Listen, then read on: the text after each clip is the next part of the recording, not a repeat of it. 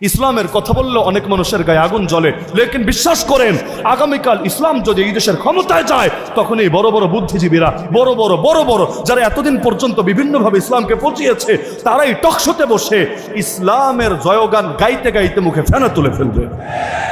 নবী 13 বছর মক্কার অলিতে গলিতে দাওয়াত দিলেন, আবু জাহাল আবু লাহাবের ঘরে ছুটে গেলেন 13 বছর, অথচ 1000 লোক কালেমা পড়ে মুসলমান হলো না, 1000ও না।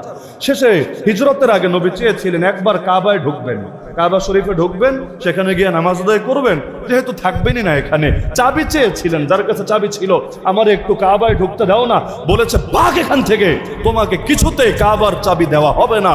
দিলে বড় কষ্ট ছিল নবীজির, লেকিন মাত্র 8টা বছর, বেশি না, মাত্র 8টা বছর পরেই নবী আবারও মক্কায় আসলেন। এখন সবাই তার সামনে বসা, মাথা নিচু করে, হাঁটু গেড়ে, আর সাহাবীরা তরবারি নিয়ে রেডি আছে।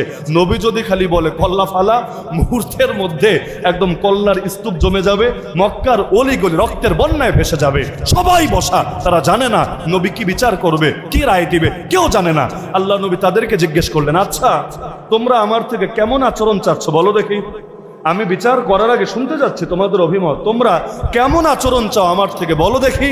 মাশাআল্লাহ, এখন মুখ থেকে মধু ঝরতে শুরু করেছে। তারা বলল, আখুন কারিম অবনু আখিন কারিম, আরে কত ভালো একটা ভাই তুমি, আর কত ভালো একজন ভাইয়ের পুত্র, মানে মুরব্বীদের জন্য ভাতিজা আর সমবয়সীদের জন্য ভাইয়ের মতো, কত ভালো। তো তুমি যেহেতু ভালো, তোমার থেকে ভালো আচরণই তো চাই, তুমি যেহেতু সম্মানী, তোমার থেকে সম্মানজনক আচরণই তো চাই, তুমি যেহেতু উদার, তোমার থেকে উদারতাই তো চাই। ব্যাস পাম্পটে শুরু হয়ে গেল। এর আগে বোঝে নাই নবী এত ভালো, এর আগে বোঝে নাই নবী এত সম্মানী, এর আগে বোঝে নাই নবী এত উদার, এখন সব বুঝে চলে এসেছে। আল্লাহ রাসূল বলেন, আচ্ছা ঠিক আছে যাও, আমি তোমাদেরকে সে কথাই বলবো আমার ভাই ইউসুফ তার সৎ ভাইদেরকে যে কথা বলেছিল। কি কথা?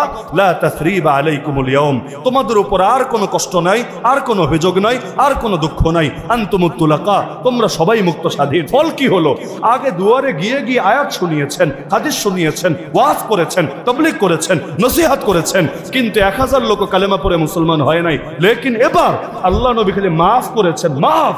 এমন কোন ঘর বাকি নাই যেই ঘরের লোকেরা 2-4 জন হাতে গোনা বাদে অধিকাংশই কালেমা পড়ে মুসলমান হয়ে যায় না।